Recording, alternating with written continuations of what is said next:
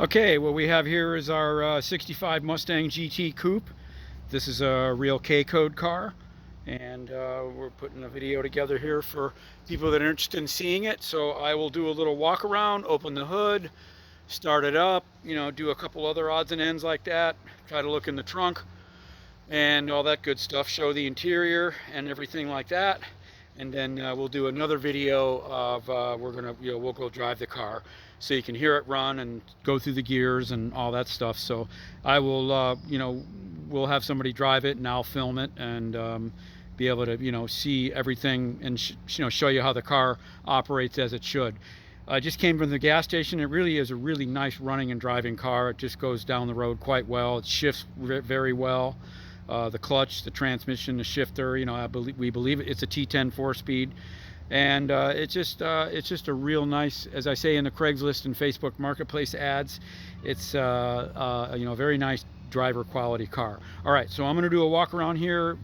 I'm in open shade. I don't know how well it's going to, how well it'll show. I thought I could shoot it in the sun, but for now we're in open shade. I'm going to do it that way. So I'm going to just walk around the side of it here, show you the whole thing all the way around like a full 360, and give you an idea of what the lay of the land is. One of the people that's interested in the car, a gentleman by the name of Matt, he asked about if you look under the back seat, there's some brackets for the exhaust that indicate whether it's a real GT or not. And I did in fact remove the seat earlier today, and it turns out that they were there. I have photos of that if anybody wants to see it. So that did verify that the car is a real GT package. So the exhaust trumpets, the fog lights, the front disc brakes, all that kind of good stuff. And if you know a little bit about these cars, you'll also you'll know that to be a real GT, it has to be at least an A-code, a 289 4-barrel, or the K-code hypo like this car originally was. Although it's not the original engine, it is an original K-code car, and so as is the case, C-code cars cannot be 65.6 C-code 2-barrel cars cannot be real GTs. So that's the FYI on that. So here we go. We're going to continue the walk around. Very nice styled steel wheels. They're 14, I guess, what are they, 14 by 5 or 14 by 6? I can't remember. Brand new tires we put on there from America's Tire. They're 205/70 14s, and so they're a nice size. They don't bulge too much on the wheel, but we wanted to get something a little bit bigger than like a 185/70 or 78 or whatever that would be on there originally, like a 695 14 or something like that. And those things, those original tires on these cars were real pizza cutters, real bicycle tires. So I'm going to continue the walk around here and show the whole car. The body panels on it are very nice. The fenders, the quarters, the doors, the hood, the trunk, the roof. I mean, the thing is really straight. There's not a dent or a ding or any sort of a mark on it, really much of anywhere. And as I say in the ads in the Craigslist and Facebook Marketplace, the paint on it is pretty respectable. I like to call it serviceable. I mean, it's quite shiny. There's a little bit of oxidation on the roof, which I can show here in a moment. And but nothing terrible. So as I've said, this is a driver quality car. That means it's not perfect. It's not 100% MCA concourse trailered show car, but it's also not a raging pile of crap. So anyway, continue the walk around here. I might get a little closer here to avoid falling down, and I'll back up again here to show more of the where we started from the rear 3/4 on the passenger side. So I'm going to go back up here, open the hood, show you under the hood, and then I will also start it, and you can hear it run, and I'll try to blip the throttle a little bit and all that good stuff. But we will also go out and drive it. So I'm going to pull the hood latch here. Hang on one second.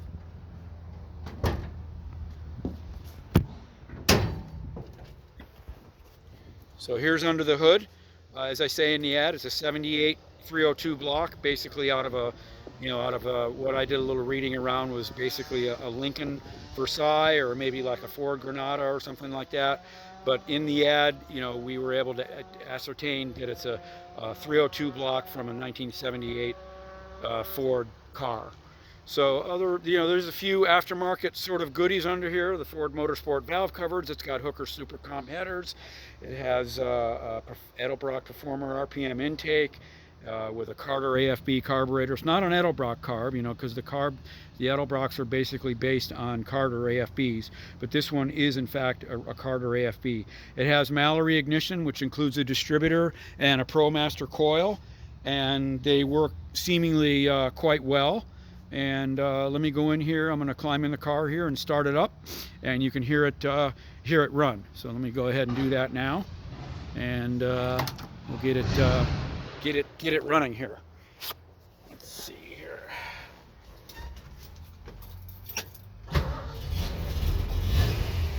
Has a very nice 8,000 RPM hypo rally pack that, as you can see, works beautifully.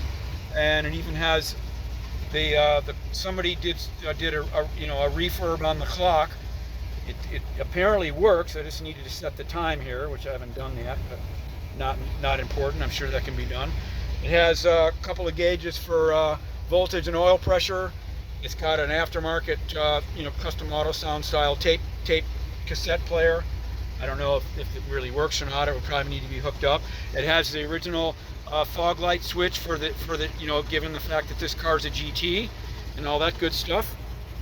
So I got to make it so that the car doesn't roll, and I want to get out and show you under the you know, show under the hood while it's running. So it's a real nice running small block Ford. So I'm going to go ahead and let it roll back here so it doesn't get away from me. And I'll climb out here, jump out and come under the hood for you. So as you know, as I said, you know, it's a nice running small block. Really, you know, shifts and drives quite well. It goes beautifully straight down the road. I mean, it probably needs a front end alignment, you know, but that's relatively minor. And I'll get under here and rev it up a little bit.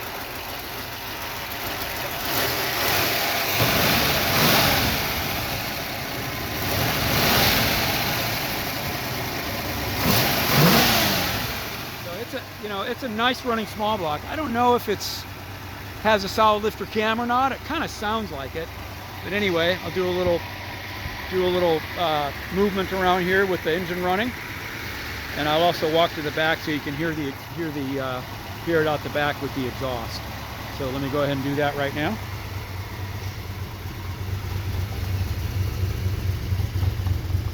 It's got the original style trumpets, so you can hear those. You know, they kind of have their own sort of distinct sound, and yeah, I really think that's about the extent of it on, you know, the car in terms of, you know, what it does mechanically and functionally.